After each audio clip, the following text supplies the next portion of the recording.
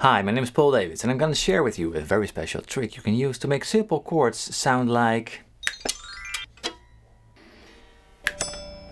that's better. Alright, here we go. 1, 2, 3.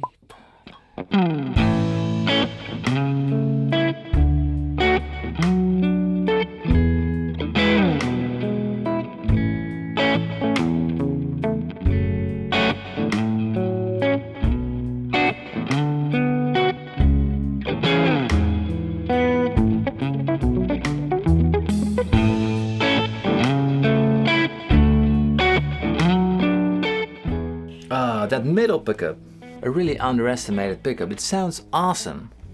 Right, that's not what we're here for. I was making an example to show you guys how awesome this subject of this video was. But before I knew it, I had written this ultimate finger exercise thing, which was just way too elaborate. Take 2.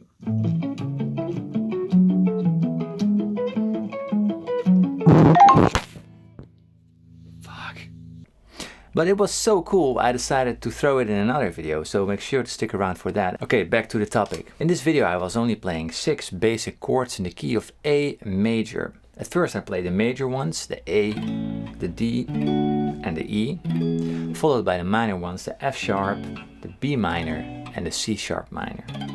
And I was only playing those chords and the notes from the chords, but it sounded way more elaborate than that. So what did I do? Well, I was using inversions to make the chords sound way more special. So this is the A chord over here, 5, 7, 7, 6, and I'm only playing on the thickest 4 strings.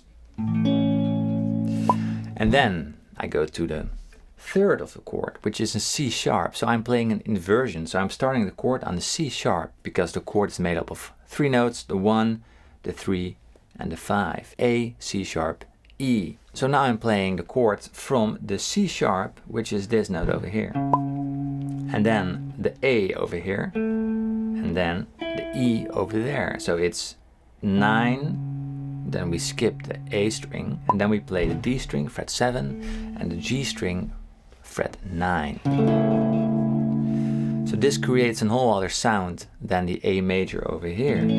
But it basically is just the same thing, and you should have the freedom to just play those things whenever you feel it fits the song. So A, you can use this pattern if you just play an A chord.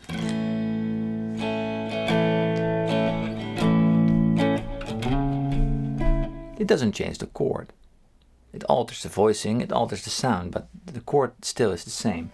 So the second one was a D chord, and I'm basically just doing the same. D, and then to F sharp, which is the third from a D chord. F sharp, and then D, and then A. So 14, no A string, D string fret 12, G string fret 14. Let me pause the video for a second. This is probably redundant to say, but I'd like to point out that the major third is always 2 whole tones up from the root note. So 4 frets higher. The A at the 5th fret has the 3rd at fret 9. The D at fret 10 has the 3rd at fret 14. Okay, let's continue. And then again the same on E, which is E, G sharp, B, as we all know, of course. Then I play this. I played this one in a different rhythm. So on the 1, 2, 3, I played this part, 1, 2, 3. And then the last 3 note of the 6th, 8th time signature is played over here. It's 7 on the low E string, then we skip the A string, then 6 on the D string, we skip the G string, and then fret 5 on the B string. So these notes form, you guessed it, an E chord. It is B, G sharp, and E. So this is called the second inversion because we start on the 5th. If we start on the 3rd over here, for example, it's called this first inversion. So the first inversion, the second inversion, and just a regular shape. And I chose this one because we're going back to A, and the B has a nice motion towards the A.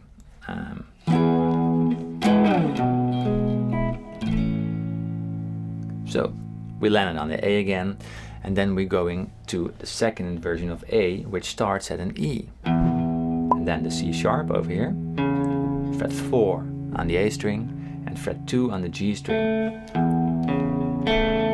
So this is basically just an A chord, but then turned around. And now we go to the minor shapes. So all those shapes we just played are just major chord, and you can use it in any major chord you like. Not only in the key of A, of course. If you start on a B chord in a song, you can do this. So experiment a little with it. Recognize the sounds, so whenever you feel like using that sound, just drop it in. So now to the minor chords, F sharp minor. So I just played a bar minor chord over here. It's 2, 4, 4, 2, and maybe the bottom 2 strings as well, or the top 2 strings. Is this called the bottom or the top 2 strings? I don't know. I think I named them the top and the bottom in the same video once, but F sharp minor.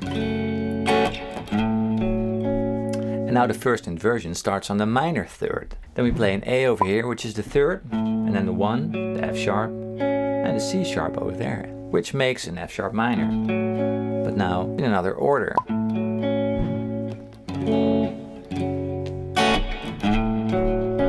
Then we go to B minor, so 7, 9, 9, 7, 7, 7.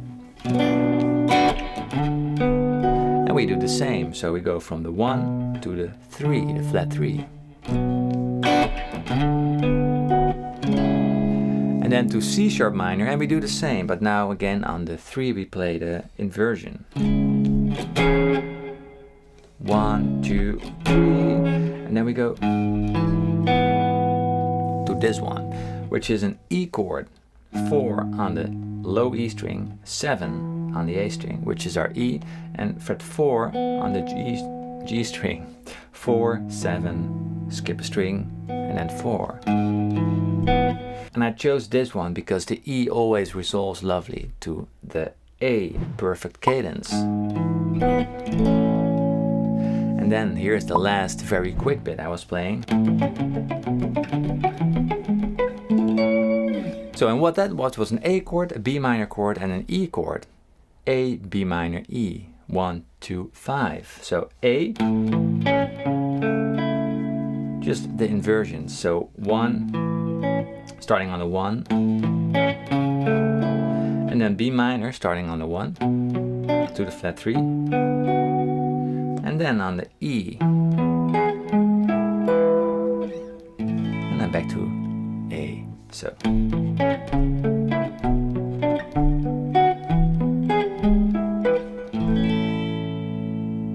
this sounds really cool. So you can use that in that way as well, like a solo piece.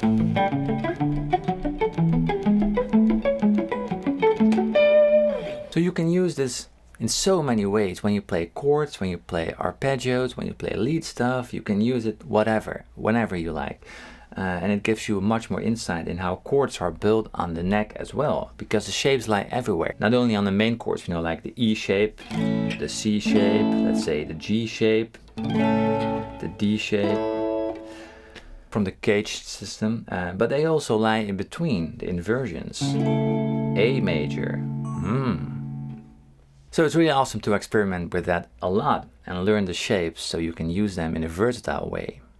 Alright, I hope this gave you some insight in the chords I was using for this example, and use it yourself. And don't forget to use the middle pickup on the Strat, it's awesome. So tabs for the intro are available at my Patreon page, where you can download them as PDF or guitar profiles.